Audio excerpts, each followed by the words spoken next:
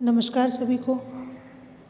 आज हम कक्षा 12 की समाजशास्त्र की ऑनलाइन क्लास में पाठ 3 सामाजिक असमानता एवं अपवर्जन के प्रतिरूप जाति पूर्वाग्रह अनुसूचित जातियां, राजस्थान की अनुसूचित जनजातियां एवं अन्य पिछड़े वर्ग पढ़ेंगे। उसमें हम टॉपिक पढ़ेंगे अनुसूचित जातियां कि अनुसूचित जातियां किसे कहते हैं और कौन कौन सी अनुसूचित जातियां पाई जाती हैं। अध्याय 1 में अनुसूचित जातियों को परिभाषित किया गया है, यानी कि जो हमारा पाठ 1 हमने पढ़ा उसमें अनुसूचित जाति को परिभाषित किया गया, उसकी एक परिभाषा दी गई।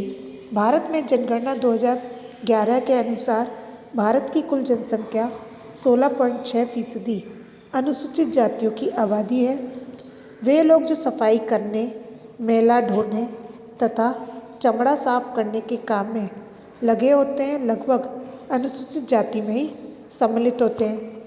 अनुसूचित जाति के लगभग आधे लोग मजदूरी करते हैं। अब इसमें बताया गया है जो लोग सफाई करते हैं, मैला ढोते हैं, चमड़ा साफ करने का काम करते हैं, वे अनुसूचित जाति में ही होते हैं। और अनुसूचित जाति के लगभग आधे लोग मजदूरी करते हैं। इनमें चमड़े का काम, जुलाई का, मछुआरे का, डोंडे चुनने का, रस्सी व टोकरी बनाने का व धोबी का, शिल्पी का, सफाई का, जूता बनाने का, फल व सब्जी बेचने का, बढ़ई तथा लोहार का, ढोल बजाने का, शराब बनाने का आदि कार्य करते हैं। ये जो काम बताएं, ये सारे काम अनुसूचित जातियों के लोग करते हैं। जैसे धोबी का काम, शिल्पी का काम, सफाई का, जूता बनाने का, फल सब्जी बेचने के आदि जो कार्य बताए गए, ये अनुसूचित जाति के द्वारा किए जाते हैं। अनुमानतः कुल बंधुआ मजदूरों में से 2/3 बंधुआ मजदूर अनुसूचित जाति के ही हैं। अब यहाँ पर अनुमान के आधार पर कहा जा रहा है कि जो बंधुआ मजदूर है उसमें 2/3 बंधुआ मजदूर अनुसूचित जाति के, ये अधिकतर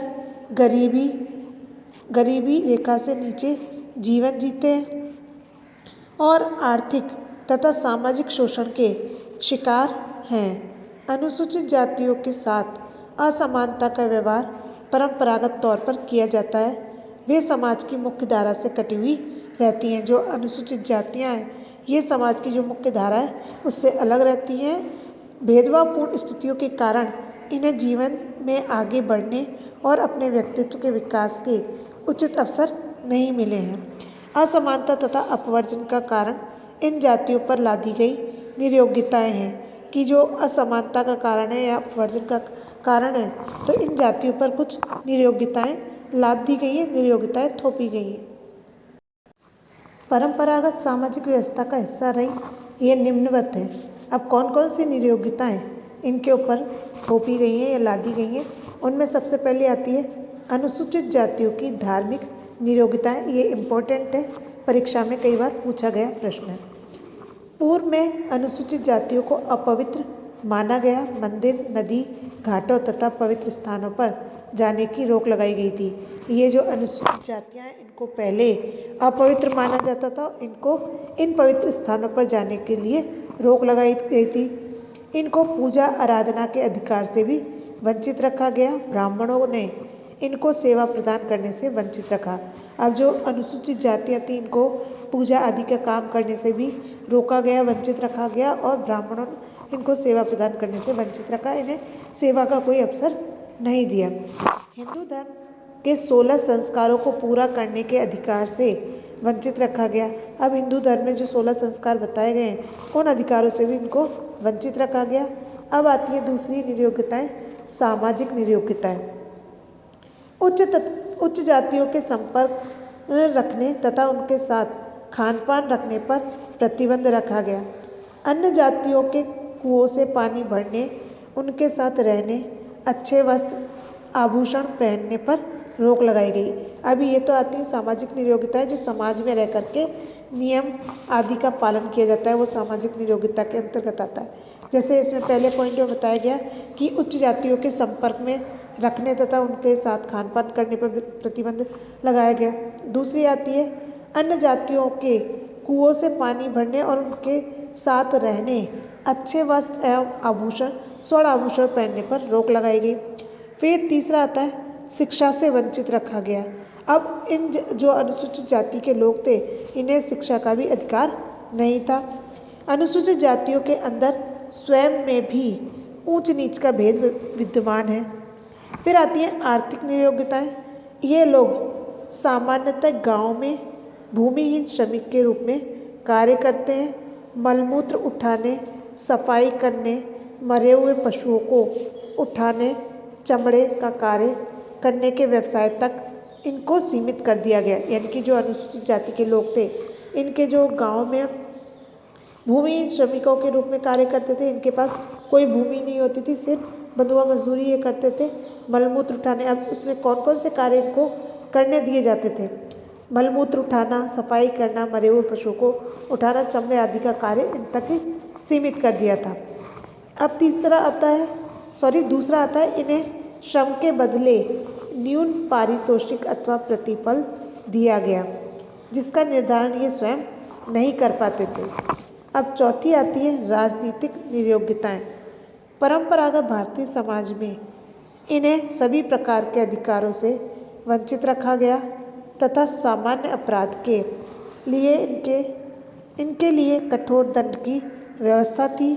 ये सभी नियोग्यताएं मध्यकालीन सामाजिक व्यवस्था का भाग थी। स्वतंत्रता के पश्चात इन सभी का निर्मूलन कर दिया गया। वर्तमान में जो समस्याएं तथा असमानताएं नियोग्यताएं थी वे आर्थिक हैं। अब धार्मिक, राजनीतिक एवं सामाजिक तौर पर नियोग्यताएं समाप्त प्राय हो गई, यानी लगभग समाप्त सी हो गई हैं। स्वतंत्र भारत के संविधान में जो कानूनी प्रावधान तथा सभी के लिए समान अधिकारों के प्रावधान से असमानता एवं अपवर्जन की स्थिति में काफ़ी सुधार हुआ। अब इसमें जो बताया गया कि जो सामाजिक तौर पर जो नियोग्यता थी वो समाप्त सी हो गई और संविधान में कानूनी जो प्रावधान रखे गए उनके समान अधिकारों से भी अपवर्जन की स्थिति में सुधार हो गया।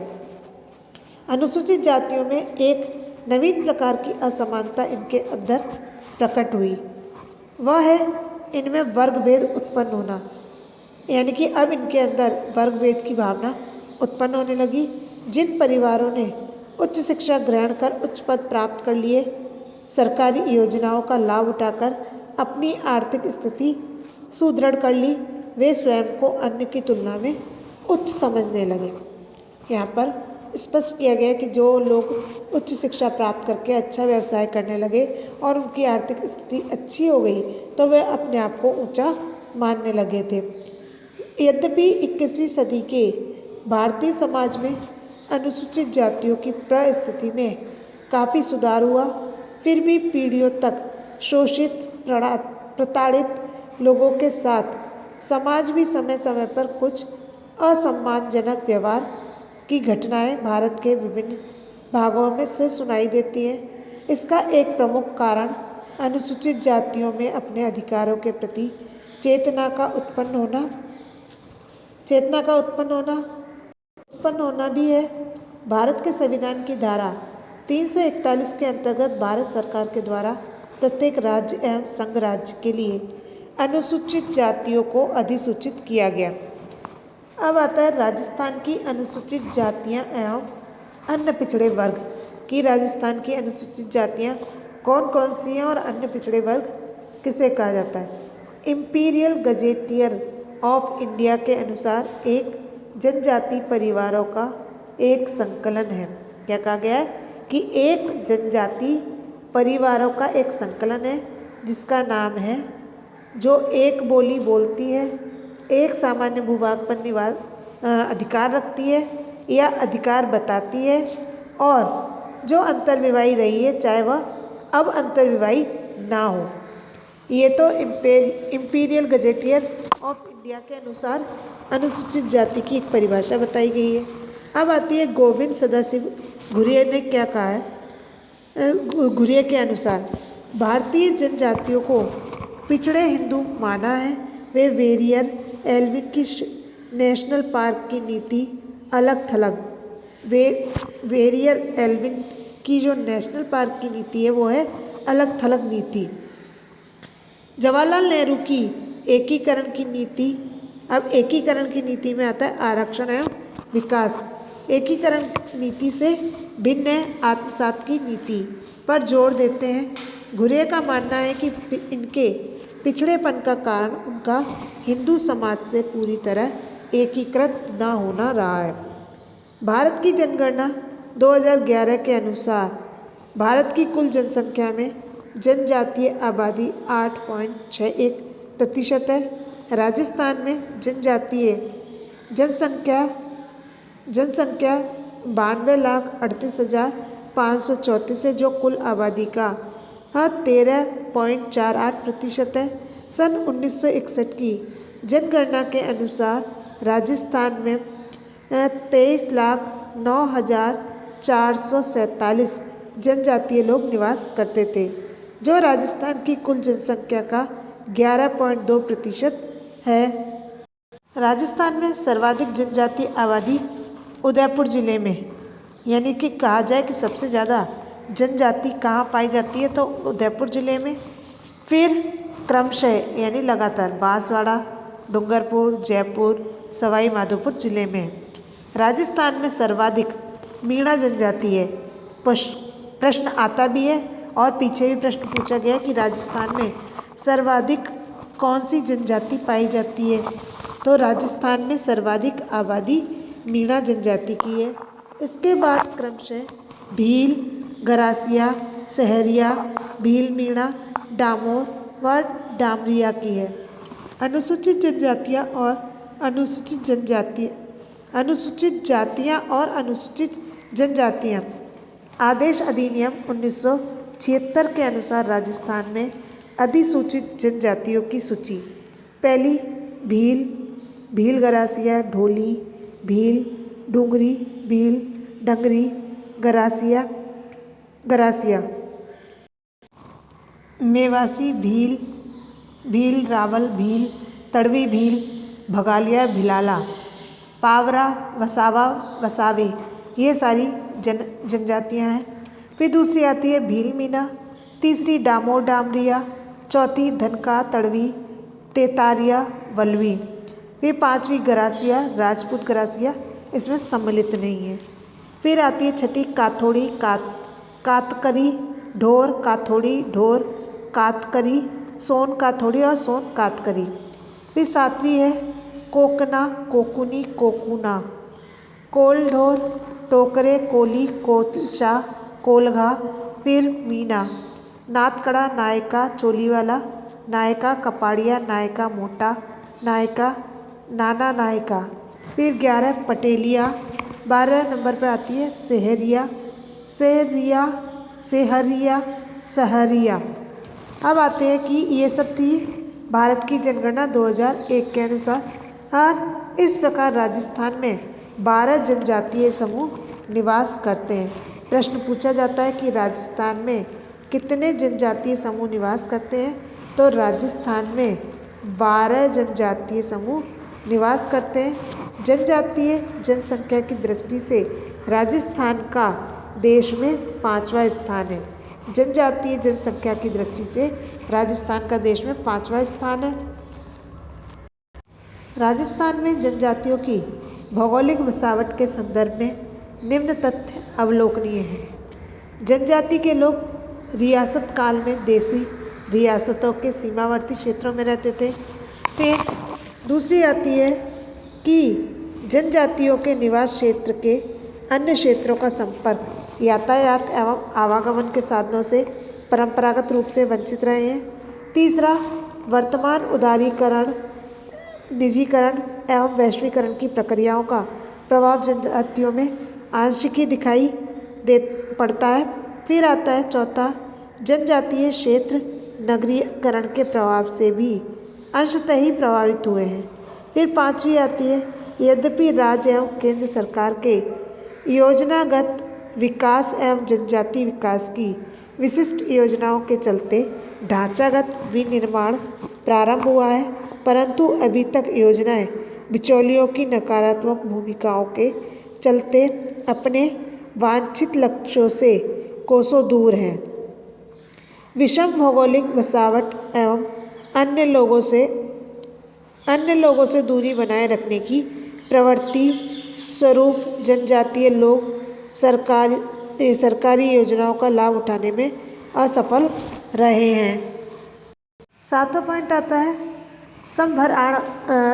संभरणात्मक आर्थिक व्यवस्था एवं रूढ़िगत सामाजिक ढांचे ने जनजाति के लोगों को शिक्षा एवं तकनीक से दूर रखा।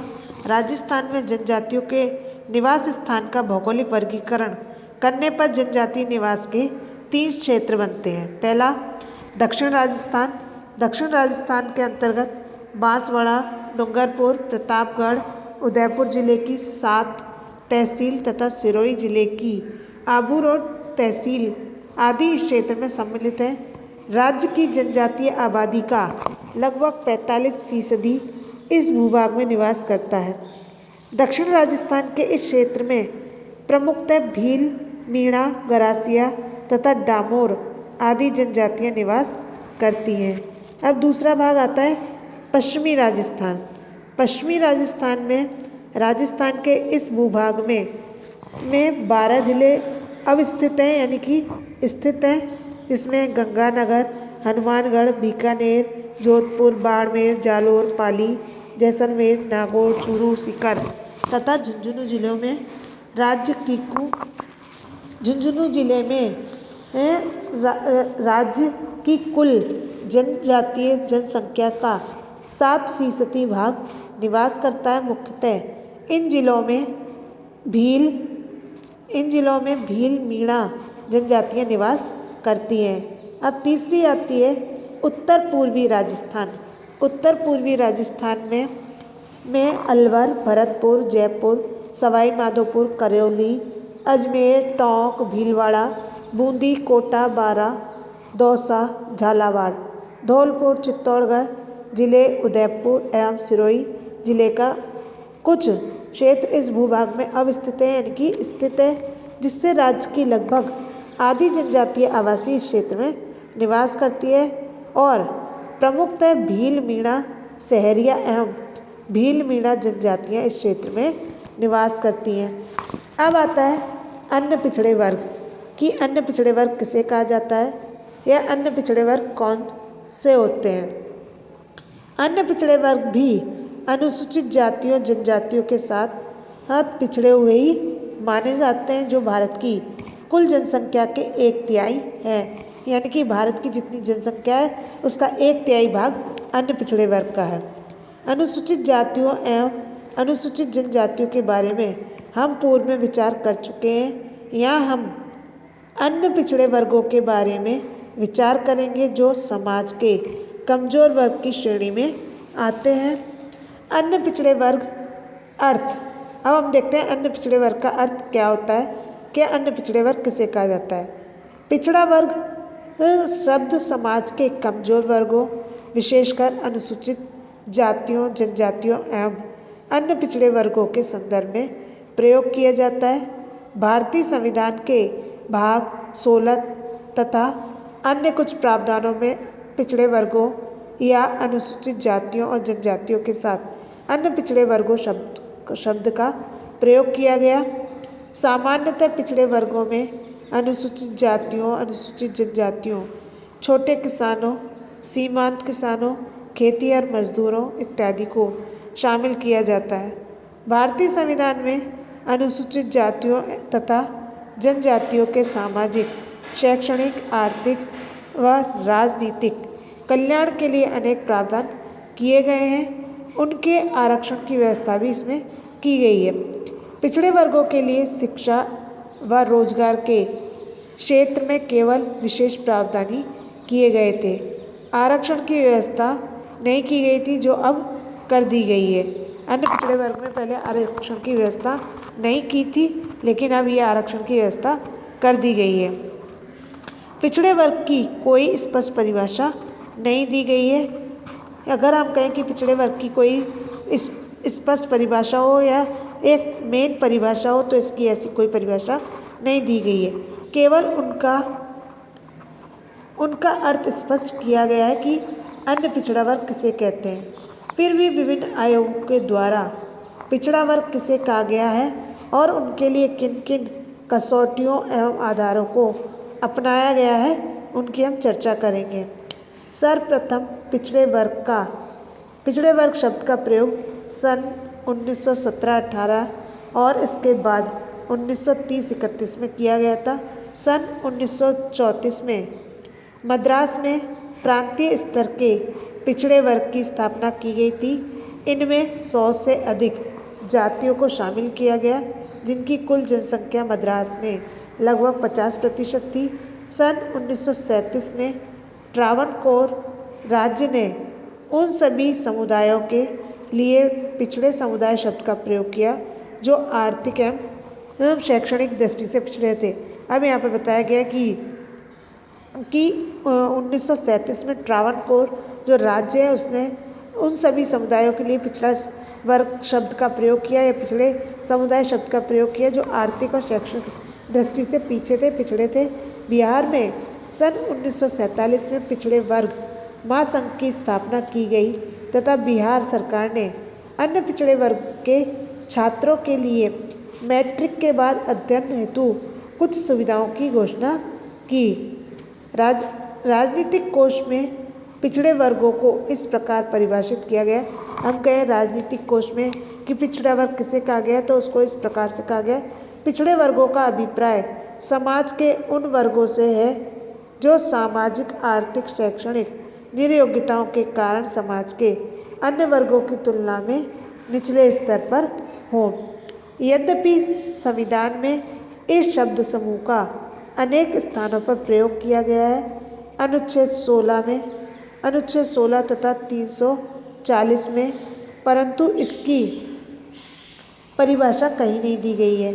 संविधान में अनुसूचित जातियों, जनजातियों के समान इनके लिए आरक्षण की व्यवस्था भी नहीं की गई है, परंतु शिक्षा एवं रोजगार में पिछड़े वर्गों के लिए विशेष व्यवस्था की गई है। आंद्रे बिताई कृषक वर्ग को पिछड़े वर्गों का सार मानते हैं। जाति के संदर्भ में पिछड़े वर्ग मध्यम कृषक एवं व्यवसायी जातियां हैं जो शिक्षा व नौकरियों में उच्च जातियों से पीछे रह गए हैं। सन 1948 में उत्तर प्रदेश सरकार ने राज्य की 26 जातियों के लिए, जिनकी जनसंख्या राज्य की कुल जनसंख्या की 65% थी, उन्हें शिक्षा की सभी सुविधाएं देने की घोषणा की। सन 1954 में देश के 15 राज्यों में पिछड़े वर्गों के लगभग 88 संगठन स्थापित हो चुके थे, जिनमें कुछ ने अपना नामकरण जाति के आधार पर किया तथा स्थानीय एवं क्षेत्रीय आधार पर कार्य करने लगे थे। सन 1950 में पहली बार अखिल भारतीय स्तर पर अखिल भारतीय पिछड़ा वर्ग महासभा की स्थापना की गई थी। कि इम्पोर्टेंट क्वेश्चन है कि अखिल भारतीय महासभा की स्थापना कब की गई थी, तो सन 1950 में पहली बार अखिल भारतीय स्तर पर अखिल भारतीय पिछड़ा वर्ग महासभा की स्थापना की गई। कई राज्य सरकारों ने पिछड़े वर्गों की सूचियां बनाई। कर्नाटक राज्य की सूची में मुसलमान, ईसाई, जैन सभी गैर ब्राह्मण जातियों को इस सूची में शामिल किया गया। महाराष्ट्र एवं तमिलनाडु सरकार की सूचियों में गैर ब्राह्मण उच्च जातियों को इसमें शामिल नहीं किया गया। विश्वविद्यालय शिक्षा आयोग ने पिछड़े वर्ग के छात्रों के लिए अनुपात के आधार पर महाविद्यालयों एवं विश्वविद्यालयों में आरक्षण की बात की। आंध्र